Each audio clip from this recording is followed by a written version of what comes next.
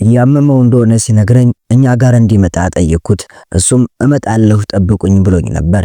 ነገር ግን የሚወደውን ሙያ ትቶ መምጣት ከበደው ስትል የነጻነት ወርቅነህ ባለቤትና የልጆቹ እናት ንጹህ ዘር በላይ በእንባ ታጅባ ትናገራለች።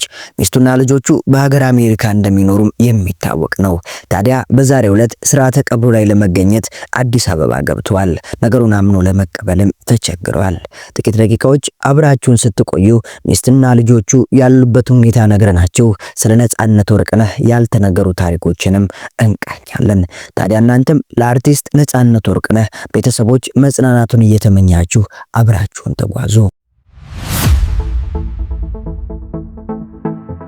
ሁለገቡ ከያኔ የኪነ ጥበብ ባለሙያ ነጻነት ወርቅነህ እምሩ የካቲት 10 1974 ዓ.ም ከአባቱ ከአቶ ወርቅነህ እምሩና ከእናቱ ከወይዘሮ ምናለሽ ዋይፍሩ በአዲስ አበባ ከተማ በፖሊስ ሆስፒታል ተወለደ። ለቤተሰቡ አራተኛ ልጅ ሲሆን 3 ወንድሞችና አንድ እህት በነበረው ቤተሰብ ውስጥ በኦራይል ሰፈር እንዳደገም ይነገራል። የመጀመሪያ ደረጃ ትምህርቱን በአስፋው ወሰን የመጀመሪያ ደረጃ ትምህርት ቤት የተማረ ሲሆን እስከ 7ኛ ክፍል ባለው የልጅነትና የትምህርት ቤት ቆይታው ለኪነ ጥበብ የተለየ ፍቅር አልነበረውም። የ8ኛ ክፍል ተማሪ ያለ የጉሊቷ እናቴ የሚል ቲያትር በሴት ገጸ ባህሪ ይዞ መተወኑ ይነገራል። የሁለተኛ ደረጃ ትምህርቱን ምስራቅ አጠቃላይ ሁለተኛ ደረጃ ትምህርት ቤት ተከታትሏል። ወደ ኪነ ጥበብ ዓለም የገባበት አጋጣሚ የ16 ዓመት ልጅ ሳለ ከኦራይል መርካቶ ድረስ በእግሩ እየተመላለሰ ዩኒቲ የቲያትር ክበብ እንደተቀላቀለና ቲያትር መስራት መጀመሩም ይነገራል። የዩኒቲ ክለብ መፍረስ ቀጣዩ የነጻነት መዳረሻ የሩሲያ ባህል ማዕከል ወይም ፑሽኪን አዳራሽ እንዲሆን አደረገው። በፑሽኪን ቆይታው በግጥም በወጎች መሃል የሚተላለፉ የተመልካችን ቀልብ የሚይዙ የ30 ደቂቃ ድራማዎችን ሰርቷል። በፑሽኪን ቆይታው ፍሬሽማን የሚለውን ድርሰቱን በ40 ደቂቃ የሚያልቅ ድራማ አድርጎ ሰርቶት ነበር። በኋላም ቲያትሩን አሻሽሎ ከአዳነች ወልደ ገብርኤል ጋር መስራቱም አይዘነጋም። ነጻነት በአንድ በኩል ፍሬሽማንን ፑሽኪን እያሳየ የመጨረሻ ኃጢአት የሚል በቀበሌ አዳራሽ ውስጥ የተሰራ ቲያትርም አሳይቷል። በፑሽኪን በነበረው ቆይታ ላይ አብረው ከሰሩት ተዋናዮች መካከል ኢሳያስ አስራት ስለ ነጻነት የተወና አቅም ይህን ብሏል። እኔ ስለ ነጽ ይመሰክራለሁ። የሚሰራውን ገና ሲወጥ ነው ያውቀዋል። ፑሽኪን ወይም የሩሲያ ባህል ማዕከል በነበረበት ወቅት እኔም እርሱም ተውኔት እንጽፋለን፣ እናዘጋጃለን፣ እንተውናለን። ፉክር ነበረ በመሃላችን። ነጽ ግን ይለያል። አድምቶ መስራትና በዚያው መጠንከርና ግቡን መምታት ያውቅበታል በማለት መስክሯል። ነዋሪነቱ በካናዳ ያደረገው ገዛይ መኮንን ሲናገር ለመጀመሪያ ጊዜ በፑሽኪን ማዕከል መድረክ በግጥም መሃል በሚያቀርባቸው አጫጭር ተውኔቶች ላይ ነበር ልዩ የሆነ ችሎታ እንዳለው ያስመሰከረው። እኔና ወዳጄ ሚሊዮን አየለ በጋራ ጽፈን ባዘጋጀነው ፌስታል የተሰኘ የ5 ደቂቃ ድራማ ላይ ካስት ስናደርገው ከሙናይ መንበሩ ጋር እንዴት በልዩ ሁኔታ እንደተጫወተ አሁንም አይረሳኝም። ከዚያ በኋላም በጣም በርካታ ፊልሞች ላይ በመተወን አቅሙን አሳይቷል በማለት ምስክርነቱን ሰጥቷል።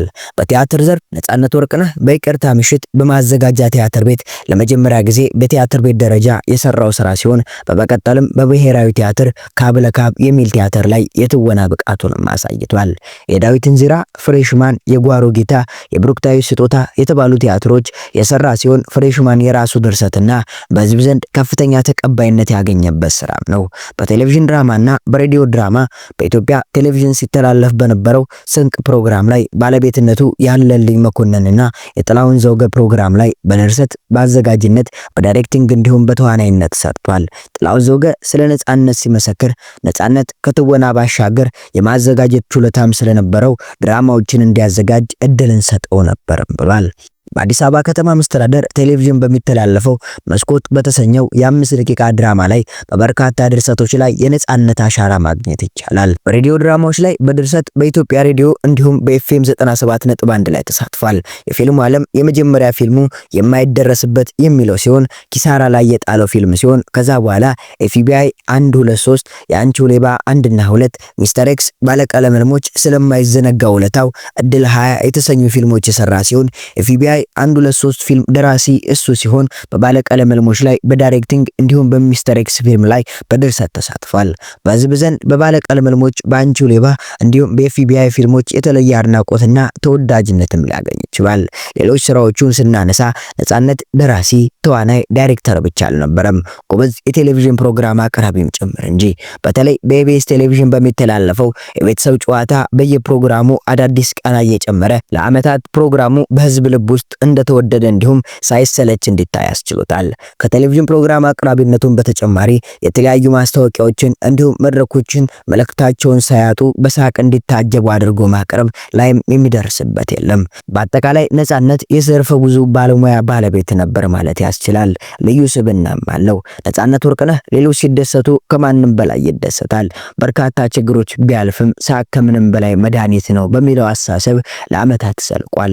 አብሮት ለሚሰሩ የኪነ ጥበብ ባለሙያዎች ልዩ ክብር ያለው ነጻነት ለሰዎች በመድረስ የሚያምን በሰዎች የደስታና የሐዘን ጊዜም ቀድሞ የሚገኝ መሆኑ የቅርቦቹ ይመሰክራሉ። የትዳር ህይወቱን ስናነሳ ነጻነት ወርቅነህ ከንጹህ ዘር በላይ ጋር ትዳር የመሰረተ ሲሆን የስስ ልጆች አባት ነው። ልጆቹም የ18 የ15 እና የ9 ዓመት ዕድሜ ሲኖራቸው የመጀመሪያ ልጁ ኦራገን ስቴት ዩኒቨርሲቲ ነጻ የትምህርት ዕድል አግኝቶ እየተማረ እንደሆነ፣ ሁለተኛ ልጁም የሁለተኛ ደረጃ ትምህርት መከታተል እንደጀመረች እንዲሁም የመጨረሻዋ ለፒያኖ ፍቅር እንዳላት ከወራት በፊት ገልጾ ነበር። ነጻነት ወርቅነህ አርብ ጥር 8 2018 ዓመተ ምህረት 44 ዓመቱን ሊይዝ 30 ቀናት ሲቀረው ከዚህ ዓለም ድካም አርፏል። የተወዳጁ አርቲስት ነጻነት ወርቅነህ ሞት ያላስደነገጠው ኢትዮጵያዊ የለም ቢባል ማጋነን አይሆንም። ምክንያቱም ከህፃናት እስከ አዋቂ ድረስ በኢትዮጵያ ልብ ላይ የነገሰ ድንቅ አርቲስት ነው። እያመመው እንደሆነ ሲነግረኝ እኛ ጋር እንዲመጣ ጠየቅኩት። እሱም መጣለሁ ጠብቁኝ ብሎ ነበር። ነገር ግን የሚወደውን ሙያ ትቶ መምጣት ከበደው ስትል የነጻነት ወርቅነህ ባለቤትና የልጆቹ እናት ንጹህ ዘር በላይ በእንባ ታጅባ ትናገራለች። ሚስቱና ልጆቹ በአገር አሜሪካ እንደሚኖሩ የሚታወቅ ነው። ታዲያ በዛሬው ዕለት ስርዓተ ቀብሩ ላይ ለመገኘት አዲስ አበባ ገብተዋል። ነገሩን አምኖ ለመቀበልም ተቸግሯል። የሚወዱት አባታቸው በድንገት አርፏል መባል ልብን የሚሰብር በውስጥ የሚቀጣጠል እሳት ነው። የአርቲስት ነጻነት ወርቅነህ የመጨረሻ ጉዞ በድንገተኛ ህመም ምክንያት ከዚህ ዓለም በሞት የተለየው ተወዳጁ የጥበብ ሰው ነጻነት ወርቅነህ ነፂ የመጨረሻ የሽኝትና የቀብር መርሃ ግብር ይፋ ሆኗል። የአርቲስቱ የቀብር ስነ ስርዓት ዛሬ እሁድ ጥር 10 ቀን 2018 ዓመተ ምህረት በመንበረ ጸባዖት ቅድስት ሥላሴ ካቴድራል በክብር እንደሚፈጸም ቤተሰቦቹና ወዳጆቹ አስታውቀዋል። እሁድ ጠዋት ከ2 ሰዓት ተኩል ጀምሮ በካቴድራሉ አሸኛኘት ይደረጋል። በዚህ ዕለት እሁድ ከቀኑ 6 ሰዓት ላይ የመጨረሻው የቀብር ስነ ስርዓት ይከናወናል። የጥበብ ቤተሰቡና መላው ኢትዮጵያውያን በሐዘን የጣለው የነፂ ረፍት ለብዙዎቻችን ከባድ ቢሆንም በዚህ ዕለት በቦታው በመገኘት ለወዳጃችን የመጨረሻ ክብር እንድንሰጥ ጥሪ ቀርቧል። አሁንም ለባለቤቱ ለልጆቹና ለመላው ወዳጅ ዘመዶቹ ፈጣሪ ጥንካሬና መጽናናትን እንዲሰጥ ተመኘን። የዛሬን እዚህ ጋር አብቃን። በሌላ ቪዲዮ እስከምንገናኝ ሰናይ ጊዜን ተመኘን። ቻናሉን ሰብስክራይብ፣ ቪዲዮን ላይክ ማድረግ እንዳይረሳ። መልካም ቀን።